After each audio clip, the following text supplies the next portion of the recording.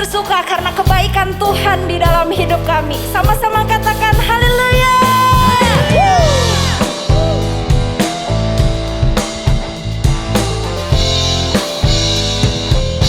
Sama-sama katakan, ku kan bersuka karena kebaikan-Mu. Dalam hadirat Tuhan ku akan bersuka. Ku kan bernyanyi puji kebesaran-Mu, dan hatiku bersuka karena Tuhan. Ku kan bersuka karena kebaikan-Mu. Dalam hadirat Tuhan ku akan bersuka. Ku kan bernyanyi puji kebesaran-Mu, dan hatiku bersuka karena Tuhan. katakan rahmatnya. Bagiku setiap hari, anugerahnya limpah bagiku. Jangan hidupkan dengan sukacita, dan kain kabungku digantikan tarian. Haleluya, dan hatiku bersuka. Haleluya. Terima kasih untuk semua kebaikan-Mu Bapa.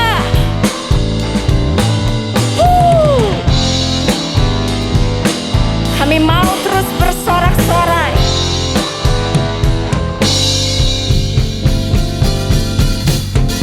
Ku kan bersuka karena kebaikan-Mu. Dalam hadirat Tuhan ku akan bersuka. Ku kan bernyanyi puji kebesaran-Mu, dan hatiku bersuka karena Tuhan. Selamat yang baru bagiku setiap hari, anugerahnya limpah bagiku. Jangan hidupkan dengan sukacita, dan kain kabungku digantikan tarian. Haleluya, dan hatiku bersuka. Rahmatnya baru bagiku. Haleluya. Anugerahnya limpah bagiku. Kau gantikan duka kami dengan sukacita Tuhan. Sukacita, dan kain kabungku digantikan tarian. Haleluya, Dan hatiku sekali lagi katakan rahmatnya. bagiku setiap hari, anugerahnya Haleluya. bagiku. Jangan hidupkan dengan sukacita, dan kain kabungku digantikan tarian. Haleluya, dan hatiku bersuka. Rahmatmu. Setiap hari, anugerahnya limpah bagiku. Jangan hidupkan dengan sukacita, Haleluya. dan kain kabungku digantikan tarian. Haleluya, dan hatiku bersuka. Haleluya, haleluya, dan hatiku bersuka.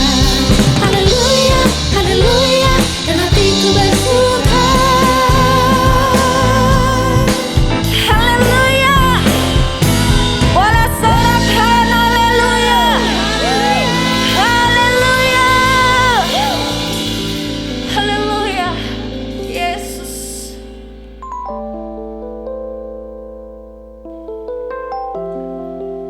Yesus.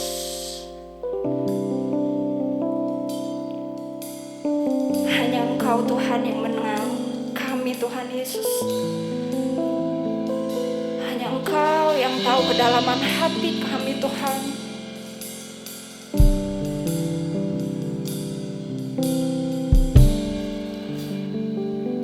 Seperti rusa yang haus, rindu aliran sungai-Mu.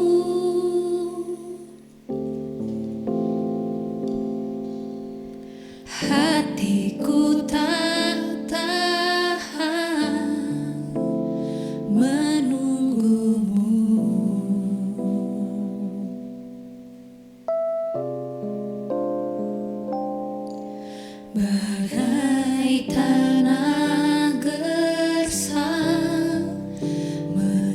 menanti datangnya hujan.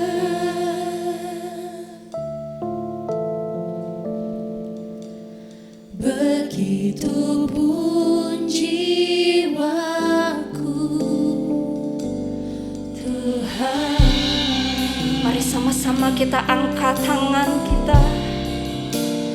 Hanya Engkau,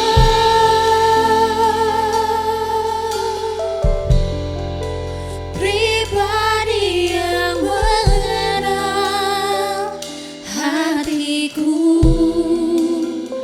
Tiada yang tersembunyi bagimu, seluruh isi hatiku Kau tahu, dan bawaku Untuk lebih dekat, lagi padamu,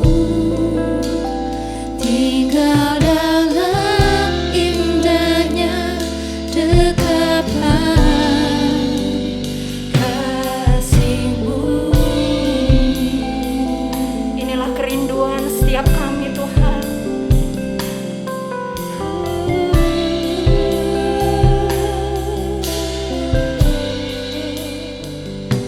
Seperti rusa yang haus, rindu aliran sungai-Mu. Dan hati kami Tuhan, Hatiku tak tahan menunggu-Mu.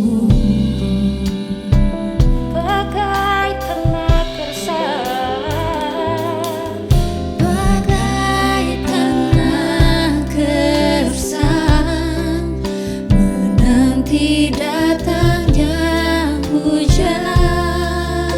begitulah jiwa kami Tuhan. Begitupun jiwaku, Tuhan. Yesus, hanya Engkau,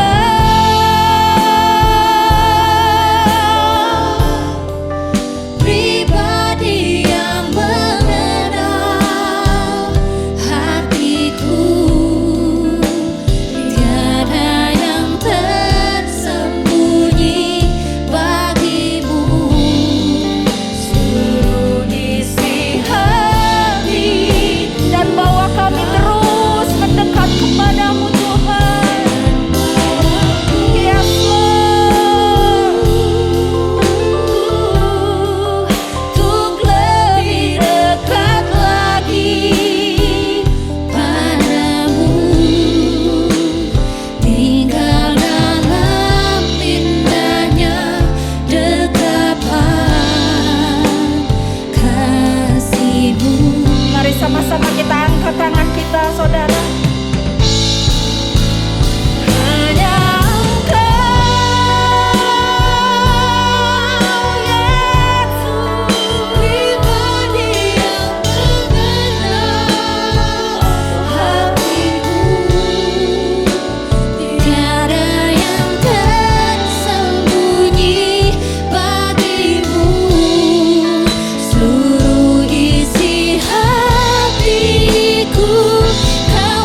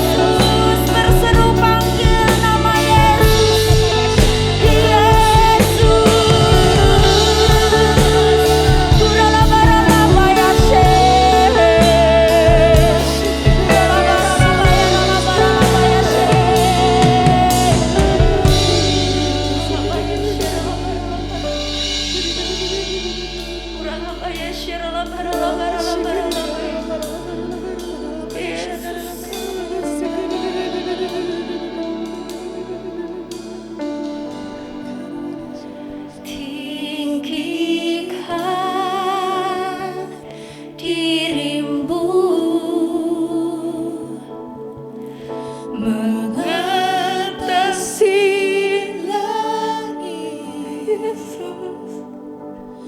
Kebesaran-Mu Tuhan mengatasi bumi, tinggikan diri-Mu Ya Tuhan, mengatasi langit. muliakan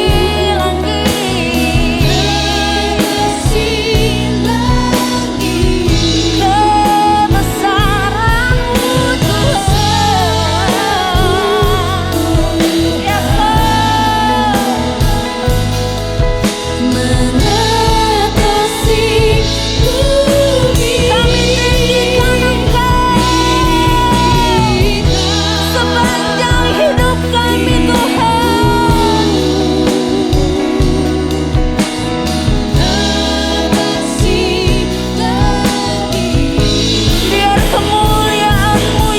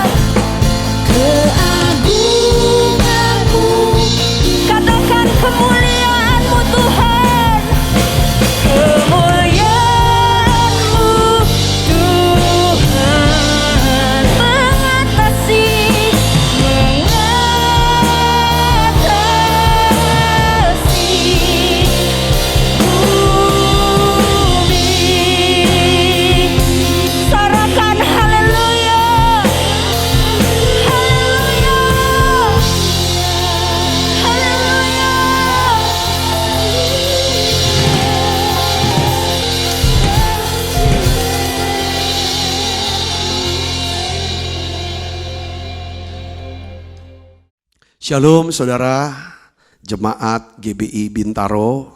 Terima kasih untuk sahabat saya Bapak Pendeta Beni Gunawan yang memberikan saya kesempatan untuk menyampaikan pesan firman Tuhan. Puji Tuhan, hari ini judul khotbah saya adalah pentingnya mengalami kasih dan pengampunan Allah. Wah, kalau kita ngalamin ini benar-benar hidup kita penuh dengan apa? Sukacita dan kebahagiaan. Roma 4 ayat 6 sampai 8 ini pembacaan kita saudara. Seperti juga Daud menyebut, berbahagia orang yang dibenarkan Allah bukan berdasarkan apa? Perbuatannya. Berbahagialah orang yang diampuni pelanggaran-pelanggarannya dan yang ditutupi dosa-dosanya. Berbahagialah manusia yang kesalahannya tidak diperhitungkan Tuhan kepadanya. Katakan amin saudara. Jadi yang disebut orang yang berbahagia adalah orang yang dibenarkan bukan berdasarkan perbuatannya di hadapan Allah. Yang disebut orang berbahagia adalah yang diampuni pelanggarannya dan dosanya ditutupin. Berbahagia manusia yang kesalahannya tidak diperhitungkan Tuhan kepadanya. Allah bisa benarkan kita bukan karena perbuatan kita, tetapi karena apa saudara? Karena iman kita kepada Yesus. Dialah kebenaran kita. Lihat lagi, berbahagia orang yang diampuni pelanggarannya. Lalu berbahagialah manusia yang kesalahannya tidak dihitung. Wah, ini luar biasa sekarang saudara. Saudara mau jadi orang yang berbahagia? Saudara mengalami kasih dan pengampunan Allah. Kenapa Allah mau saudara membenarkan kita? Mengapa Allah mau mengampuni kita? Saudara, mengapa Allah mau saudara menutupi dosa kita? Mengapa Allah tidak lagi menghitung daripada kesalahan kita? Karena Dia mengasihi kita. Karena Dia mengasihi kita. Kenapa Dia mau mengasihi kita? Karena Dia ingin bersekutu dengan kita. Langkah yang pertama yang harus saudara tahu adalah bahwa untuk kita bisa punya hubungan dengan Tuhan, kita harus ngerti bahwa Dia Allah yang mengasihi kita. Dia Allah yang mau mengampuni dosa kita. Hari ini saya ingin bagikan saudara Kristus ada 3 berkat dari orang yang percaya. Orang yang percaya bahwa dia dikasihi Tuhan, bahwa dia telah diampuni dosanya. Yang pertama, kalau kita tahu Tuhan mengasihi kita, kita tahu Tuhan sudah mengampuni kita, maka saudara tahu kita dibebaskan dari rasa takut. Kita dibebaskan dari rasa takut. Akan apa? Akan maut. Dan setelah bebas dari rasa takut, maka kita punya keberanian. Untuk apa saudara? Menghadap tahta kasih karunia. Roma 8 ayat 1 ini dasar firmannya saudaraku. Kita baca sama-sama yuk. 1, 2, 3. Demikianlah sekarang tidak ada penghukuman bagi mereka yang ada di dalam Kristus Yesus.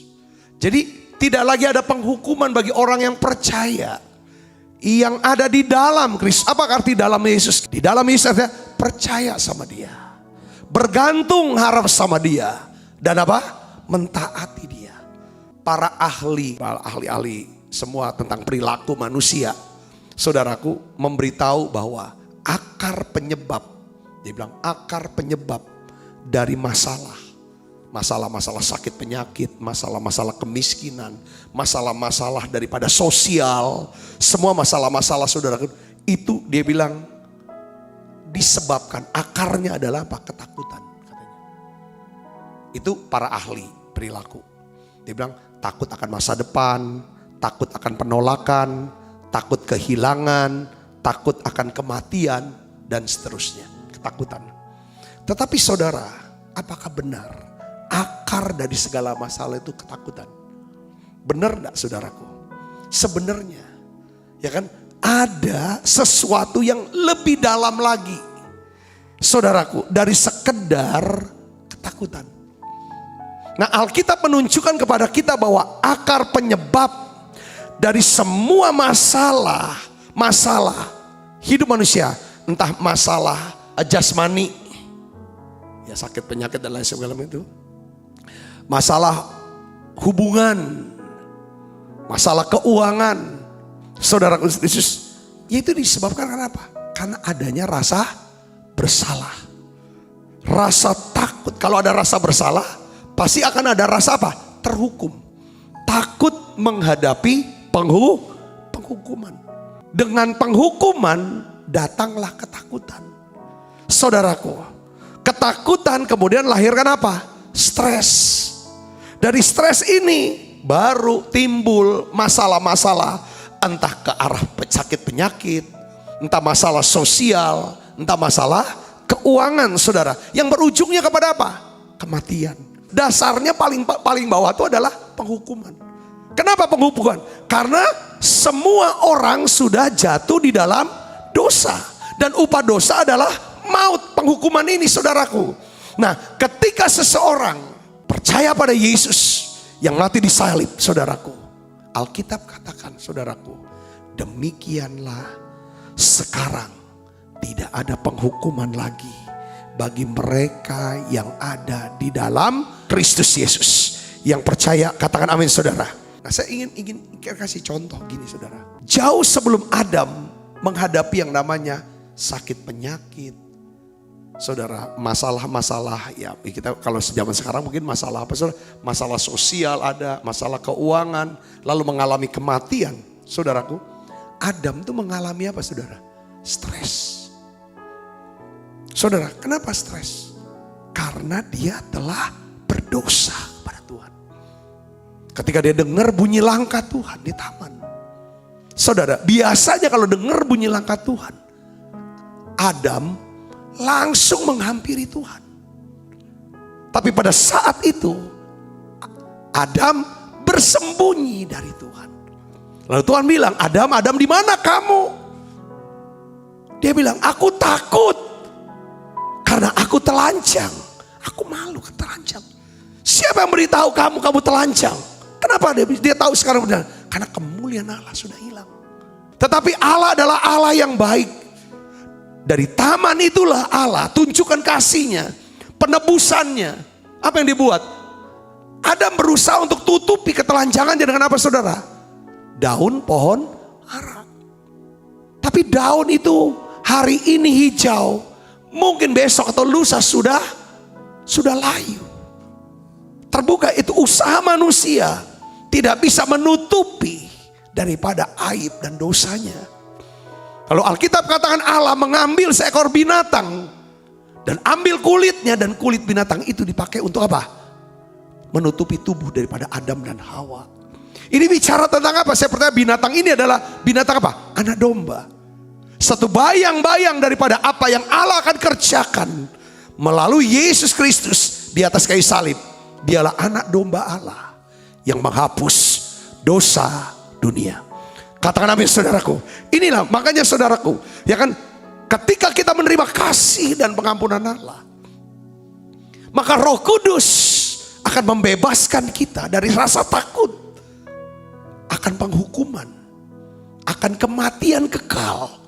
Tapi justru saudaraku, ketika kita menerima kasih dan pengampunan Allah, justru muncul keberanian buat kita untuk menghadap tata kasih karunia Allah.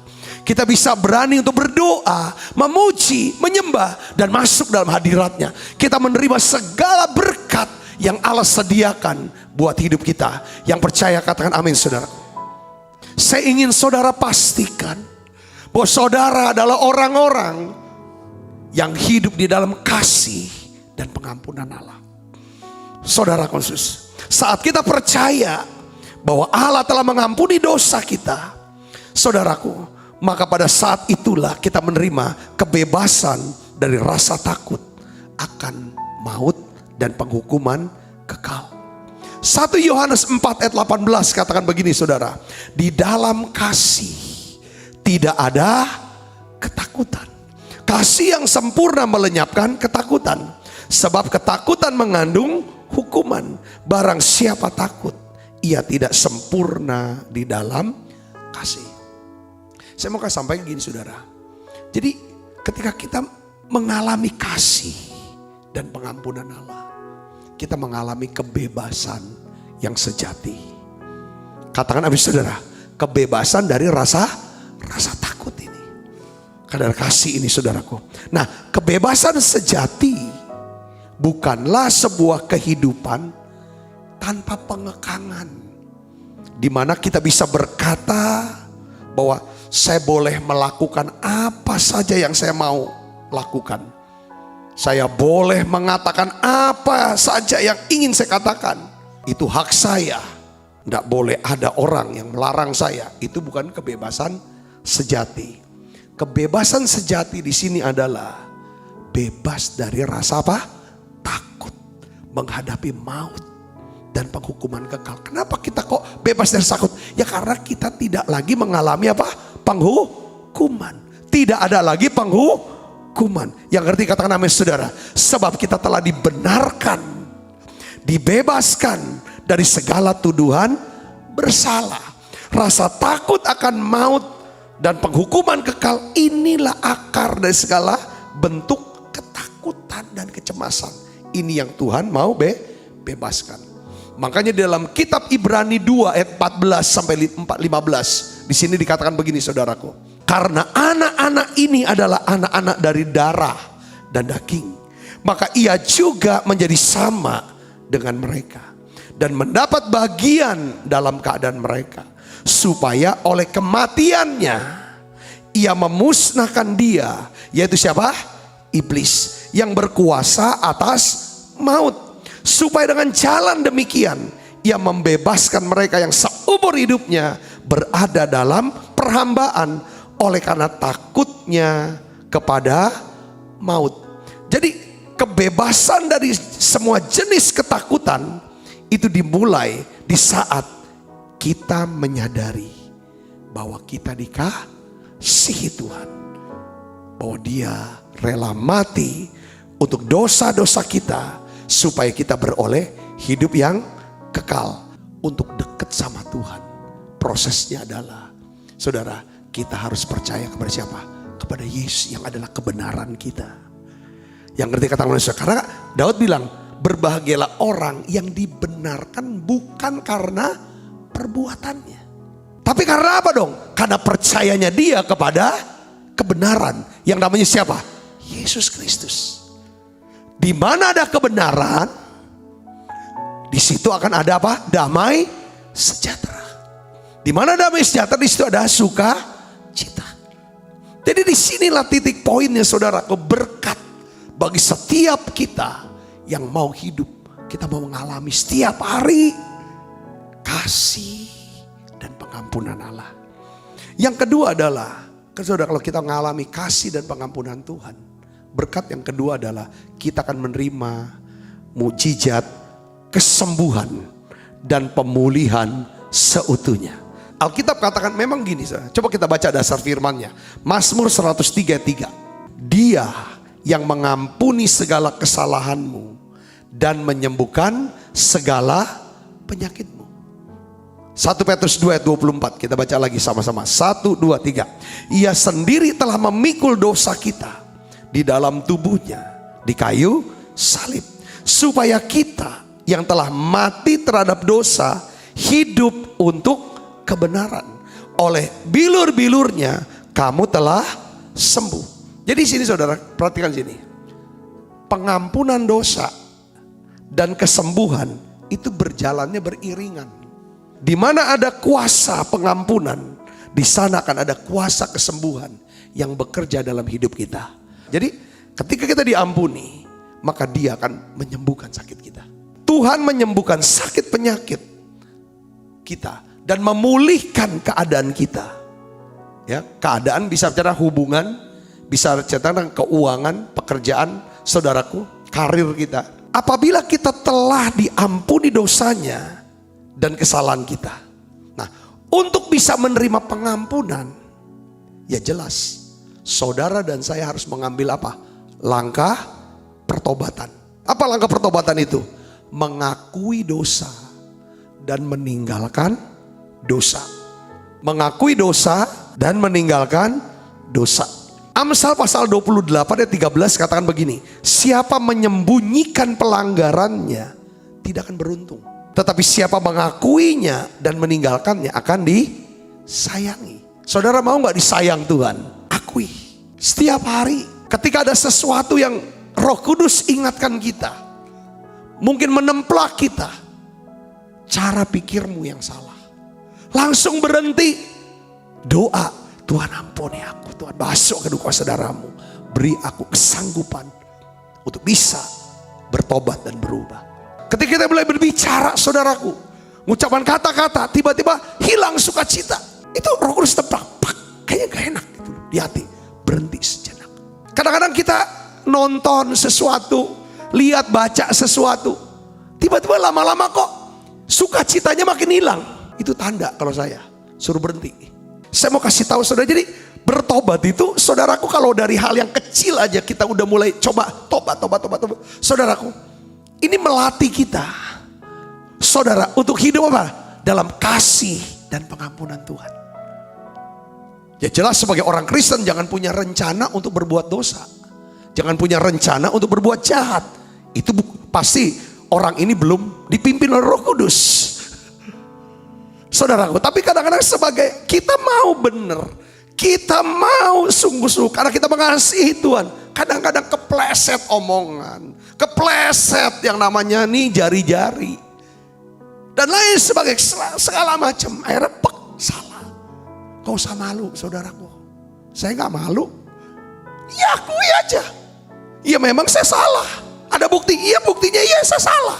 Lalu mau diapain? Sekarang saya salah, saya mau minta dimaafkan. Sama Tuhan, saya minta dimaafkan kalau itu kaitan dengan manusia. Kalau Tuhan pasti janji maafkan. Tapi manusia kadang-kadang gak maafkan. Gak apa-apa, mau kemana? Gak dimaafkan juga gak apa-apa. Mau dilanjutkan sampai kemanapun. Ikutin. Ya memang salah kok. Ini namanya integritas.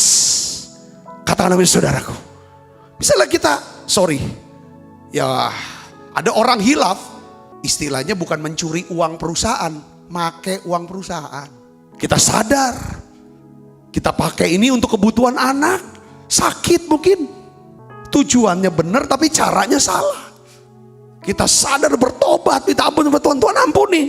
Tapi bos udah ampunin. Proses kita sampai ke polisi masuk penjara. Jalanin aja gak apa-apa. Itu contoh. Nah di sini memang yang penting ada Tuhan sertai kita. Kita kan minta belas kasihan Tuhan. Gimana caranya? Supaya ini diluputkan. Kalau kita mau hidup dalam kasih dan pengampunan Tuhan.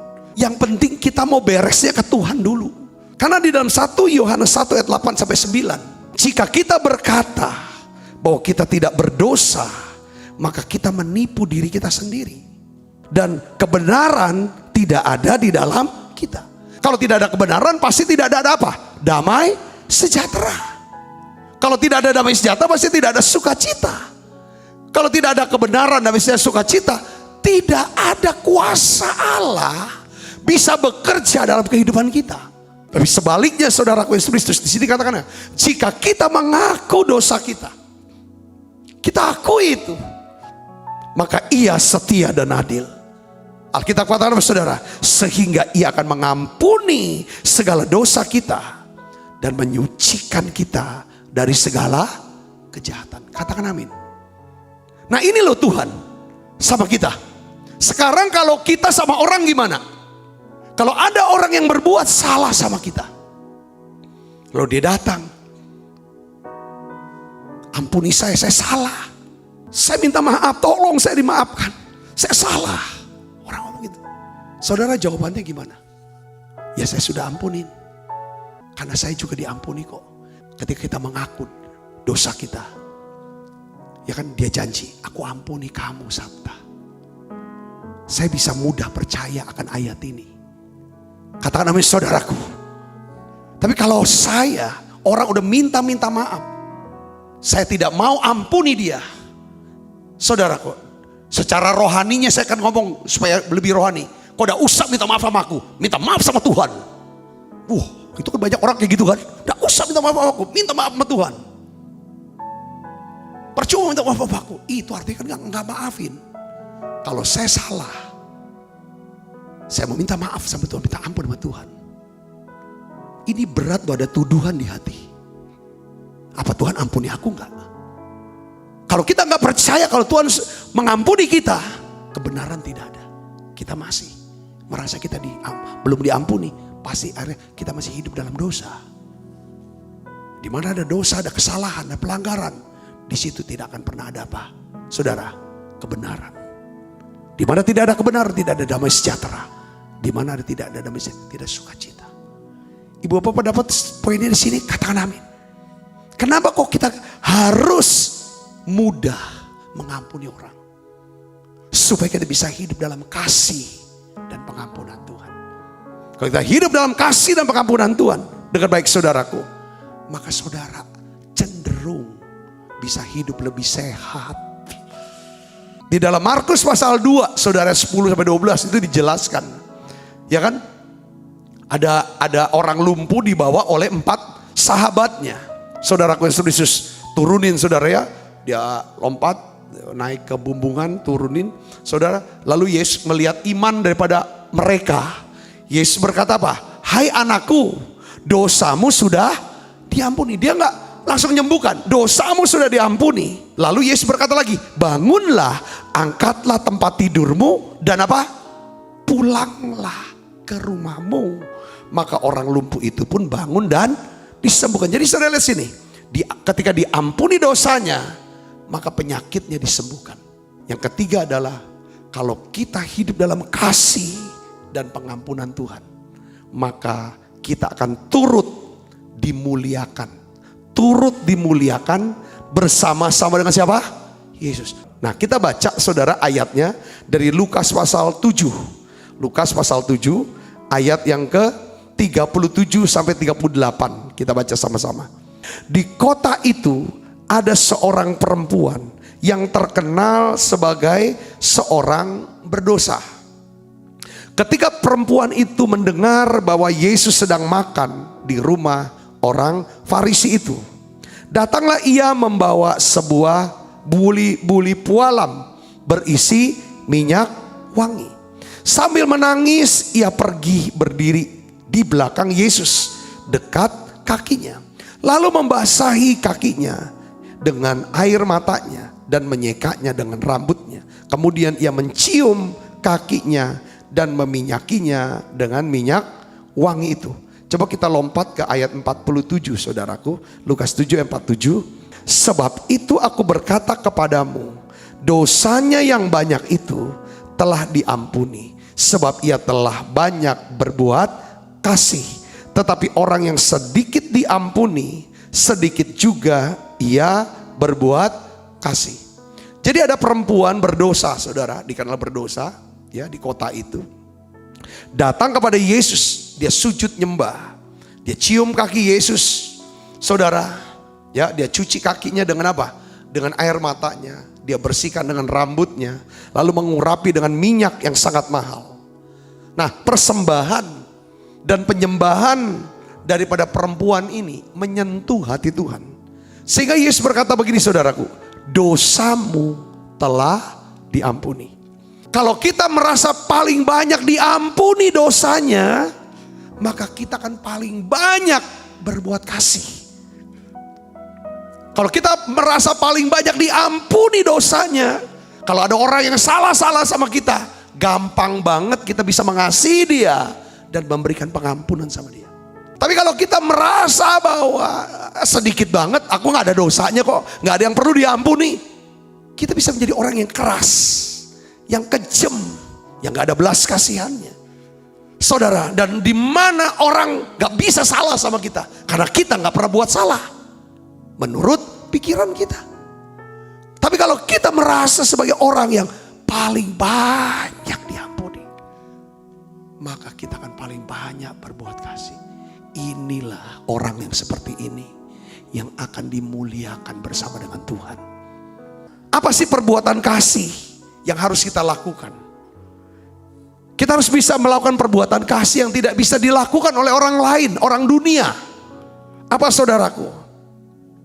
Kita bisa ceritakan Yesus ke orang lain, ke sahabat kita, ke keluarga kita, ke orang-orang yang paling kita kasih. Ceritakan tentang kasih Yesus, pengampunan Yesus. Ceritakan supaya mereka pun bisa menerima kasihnya Allah, menerima pengampunan dari Allah dan diselamatkan. Saudara ceritakan itu. Apa sih perbuatan kasih yang penting? Saudara harus tunjukin.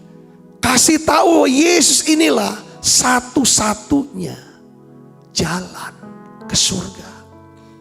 Dialah satu-satunya yang bisa mengampuni kita, membebaskan kita, dan memberikan kita apa? Kebenaran, damai sejahtera, sukacita. Saudaraku Kristus, saya ingin beritahu kepada saudaraku, ya kan? Kalau kita bisa tunjukkan kasih dan belas kasihan, kebaikan Yesus kepada orang lain, maka kita sedang meninggalkan satu kenangan besar, legacy. Saudaraku, saya mau tanya, legacy apa? Kenangan apa yang akan kita tinggalkan saat kita akan pergi ke surga. Saya ingin beritahu, legasi terbesar adalah saat seseorang bergegas menemui kita di sorga dan berkata, aku bisa berada di sorga ini karena kamu. Kamu telah merawat imanku. Kamu telah terus berdoa syafaat untukku. Kau telah menunjukkan kasihmu kepada aku. Engkau yang membawa aku bisa dekat sama Tuhan. Engkau yang mengangkat aku ketika aku jatuh dan jauh dari Tuhan. Kamu sudah berikan waktumu. Engkau sudah memberikan perhatianmu. Kamu sudah memberikan doa-doamu. Sehingga aku ada di surga sekarang. Kamu telah banyak mengubah hidupku. Kamu sudah ceritakan Yesus kepada aku. Engkau sudah sharing banyak firman bagiku. Kamu sudah menjadi teladan iman semasa hidupku. Aku bisa lihat bagaimana Allah itu bekerja dalam hidupmu. Ini legacy saudara. Ini yang kita mau tunggu orang-orang. Ketika kita masuk surga, mereka cerita, dia omong seperti ini. Saudaraku, dan yang lebih lagi yang kita inginkan adalah apa saudara?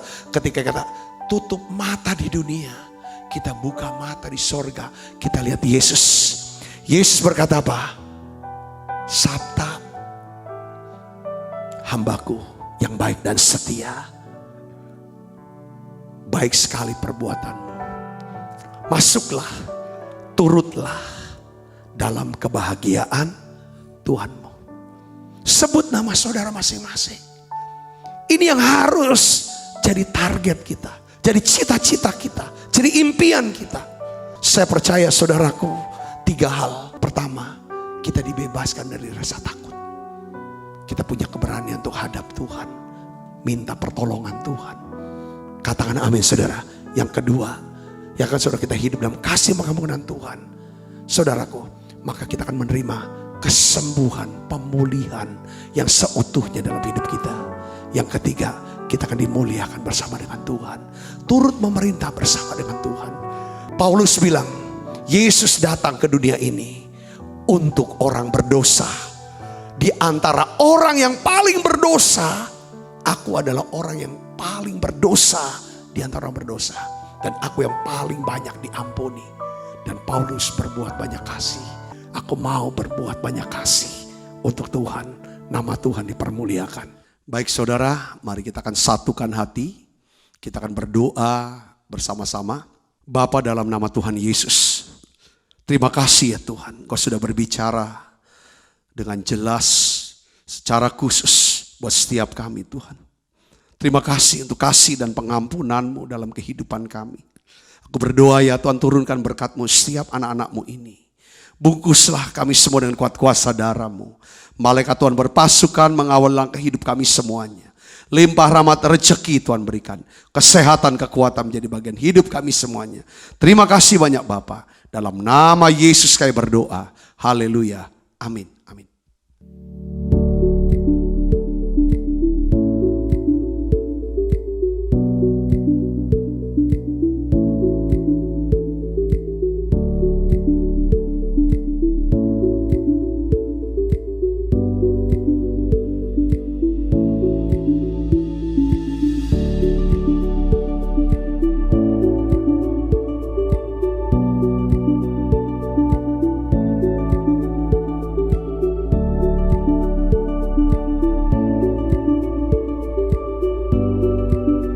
Mazmur 91, dalam lindungan Allah. Orang yang duduk dalam lindungan yang maha tinggi dan bermalam dalam naungan yang maha kuasa akan berkata kepada Tuhan, tempat perlindunganku dan kubu pertahananku, Allahku yang kupercayai. Sungguh, dialah yang akan melepaskan engkau dari jerat penangkap burung, dari penyakit sampar yang busuk. Dengan kepaknya Ia akan menudungi engkau. Di bawah sayapnya engkau akan berlindung. Kesetiaannya ialah perisai dan pagar tembok. Engkau tak usah takut terhadap kedahsyatan malam, terhadap panah yang terbang di waktu siang, terhadap penyakit sampar yang berjalan di dalam gelap, terhadap penyakit menular yang mengamuk di waktu petang.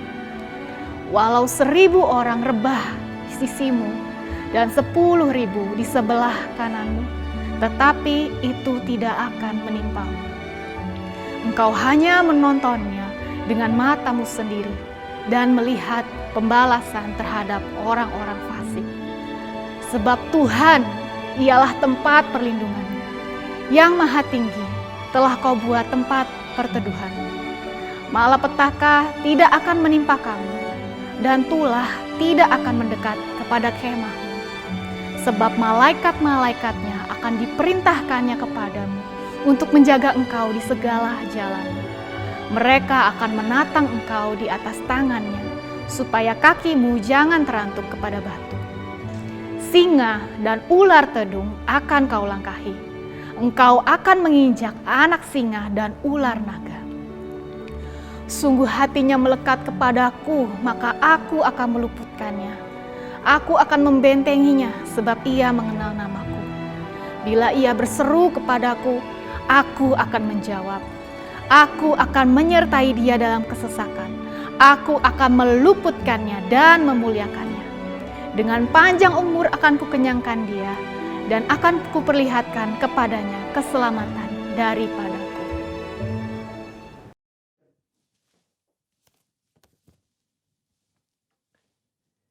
Shalom, apa kabar saudara? Saya percaya kita semua luar biasa. Voice of Pentecost kali ini kita membahas mengenai Mamon. Pernahkah saudara melihat ada orang yang begitu kaya tetapi tidak bisa menikmati kekayaannya? Salomo memperhatikan hal yang sama dalam Pengkhotbah 5 ayat 12-13. Ada kemalangan yang menyedihkan kulihat di bawah matahari.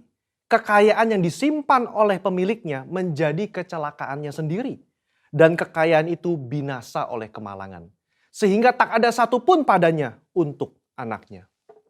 Saudara, Yesus sangat memperhatikan bagaimana seseorang melihat harta materi dan mengelola keuangannya.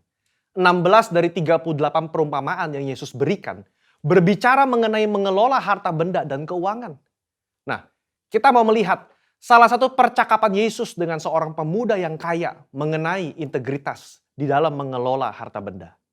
Dalam Matius 19 ayat 16-26, tercatat tentang seorang muda yang kaya raya dan bertanya kepada Yesus cara untuk memiliki hidup yang kekal. Saya yakin saudara pernah dengar cerita ini. Dari percakapan Yesus dan anak muda ini ada 3 hal yang dapat kita pelajari. Yang pertama, kehidupan kekal hanya ada di dalam Yesus. Pemuda ini datang dan bertanya, apa yang harus kuperbuat untuk memperoleh hidup yang kekal? Hari ini kita percaya bahwa tidak ada satu perbuatan pun yang dapat membayar jalan menuju ke surga selain percaya kepada Yesus. Kehidupan kekal diberikan kepada mereka yang percaya kepada Tuhan dan itu diterima karena kasih karunia melalui iman. Kenapa Yesus tidak berkata seperti itu kepada anak muda ini? Karena pada saat itu pengetahuan dan pemahaman orang-orang mengenai keselamatan belum dibukakan. Yesus belum mati di atas kayu salib. Dalam kasus ini, Yesus mengubah fokus anak muda ini dari melakukan apa yang baik kepada siapa yang baik. Bapa itu sendiri. Karena keselamatan ada dalam pribadi, bukan dalam perbuatan.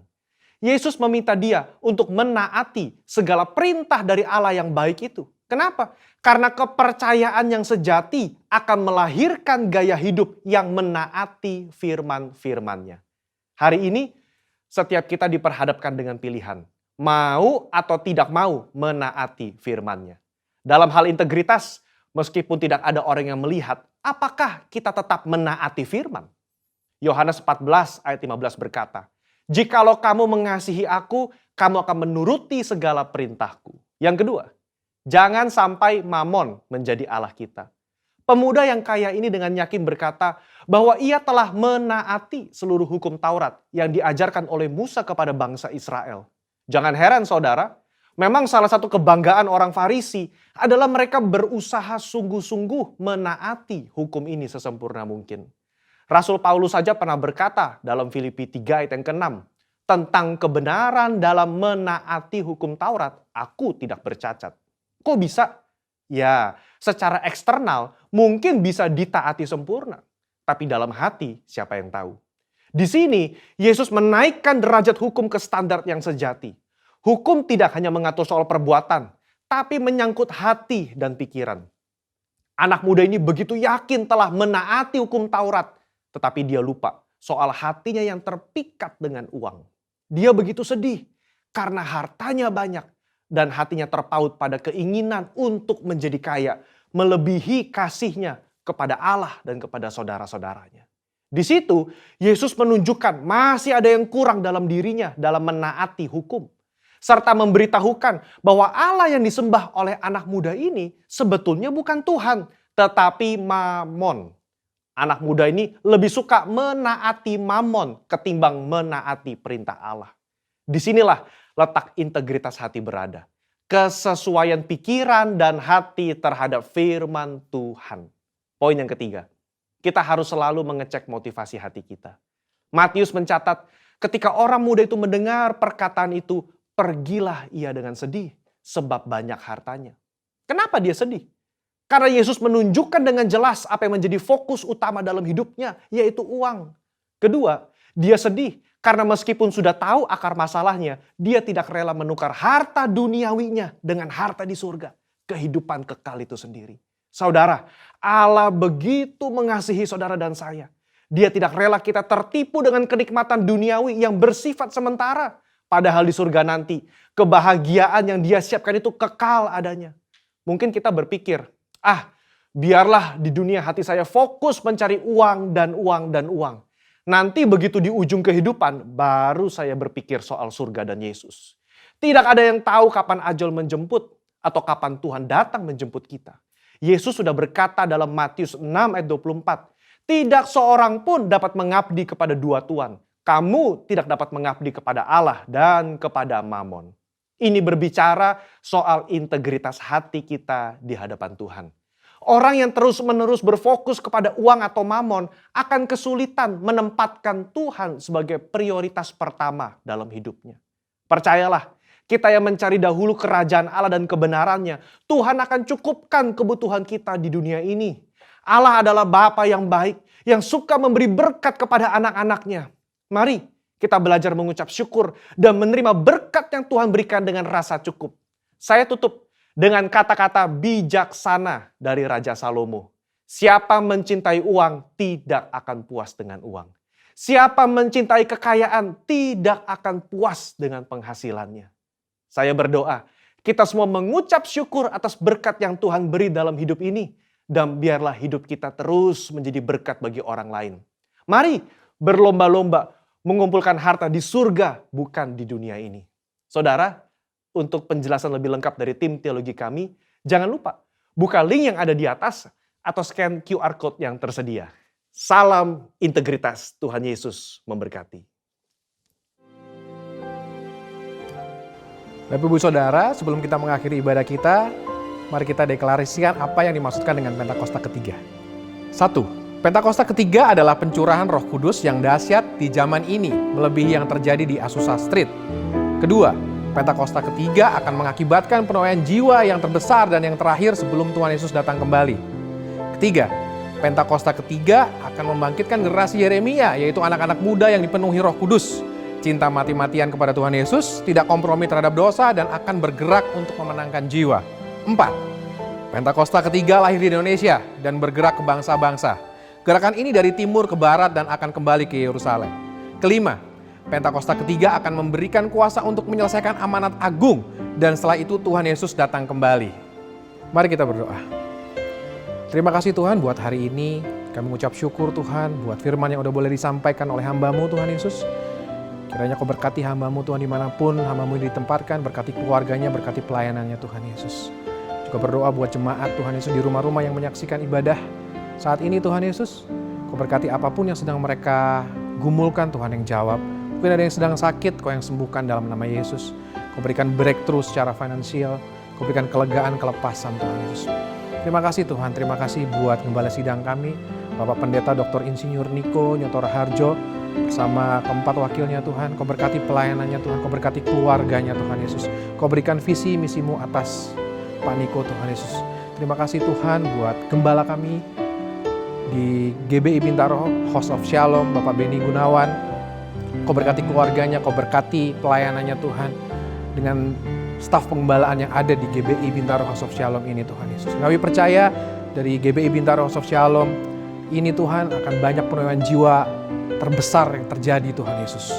Terima kasih Tuhan, terima kasih. Aku juga berdoa Tuhan buat bangsa dan negara kami Tuhan Yesus. Kami berdoa dalam nama Yesus, kami akan terbebas dari resesi ekonomi. Kami akan lepas Tuhan dari COVID-19 Tuhan Yesus.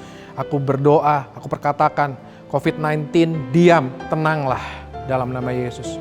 Terima kasih Tuhan, berkati Tuhan Bapak Presiden kami, Bapak Presiden Joko Widodo bersama dengan Wakil Presiden Bapak Ma'ruf Amin, beserta seluruh jajaran pemerintahan Tuhan Yesus. Kau berkati Tuhan. Terima kasih Tuhan, terima kasih. Aku juga berdoa buat para dokter, para perawat, para relawan Tuhan yang sedang berjuang menangani COVID Tuhan Yesus saat ini Tuhan. Kiranya Kau berikan kekuatan dan damai sejahtera Tuhan Yesus atas mereka Tuhan. Dan aku juga berdoa buat vaksin yang sedang tahap distribusi Tuhan saat ini, biar semua dapat berjalan dengan lancar dan kami akan terbebas dari COVID-19 dan kami menjadi bangsa yang kuat, bangsa yang hebat Tuhan. Terima kasih Tuhan, terima kasih. Sebelum kami berpisah, kami akan menerima berkat yang terbaik daripada Tuhan. Sekarang terimalah berkat Tuhan. Kasih karunia yang berlimpah-limpah daripada Allah Bapa dalam Anak yang tunggal Yesus Kristus. Persekutuan yang manis dengan Roh Kudus menyertai saudara sekalian mulai hari ini sampai Tuhan Yesus datang menjemput kita di awan-awan dan bahkan sampai selama-lamanya. Yang percaya bersama-sama katakan amin.